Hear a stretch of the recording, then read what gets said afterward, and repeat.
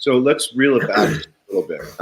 Were you talking originally about the machine that used vibration to cure different diseases? The one that was invented in, I think, the 20s or 30s? No, there was a machine by a guy named Rife, who's probably what you're Yes, thinking the of. Rife machine, correct. Right, and this is not the same type of system. I believe maybe the underlying concepts or the theories might be similar, but the machine that was invented, I believe, was in the 80s, and this is documented on our website too by a man named Hans Brueggemann. And the idea is that, again, certain frequencies. I think Rife used light and light waves at specific frequency patterns, and Brueggemann used sound waves, I believe. Or different types of waves. But the idea is that if you hit that right resonance, then you can heal various diseases. And of course, Mr. Valmelli took that to a much deeper level of really understanding how those different systems coordinate and align to each other so that we can find out what the cause of disease is and how to eradicate it. So just to clear the audience's head, resonance is when everything operates at a similar speed and pace. So you hit, you have a better way to describe resonance? Yeah, resonance would be, it's when two wave patterns at the same frequency or same number of times per second, let's say. And I'll give you an example of music, right?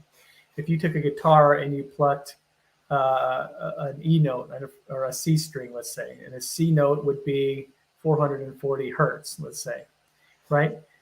If that string is in tune, then when you pluck that string at that right note, you should hear the string will vibrate at that 440 hertz, 440 beats per second, right? If it's not in tune, you can hear the difference and it will sound off. It will sound different, right?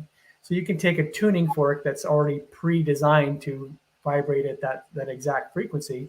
You hit it against the table and then it will start to vibrate. And then you can hear the difference between your note on your guitar, let's say, and your tuning fork.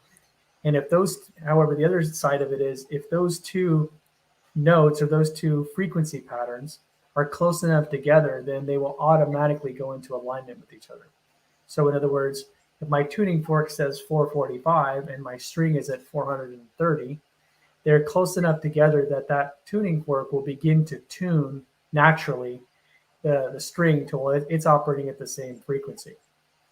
And the idea is it's called resonance. In other words, those two wave patterns will come into alignment and start to vibrate the same frequency.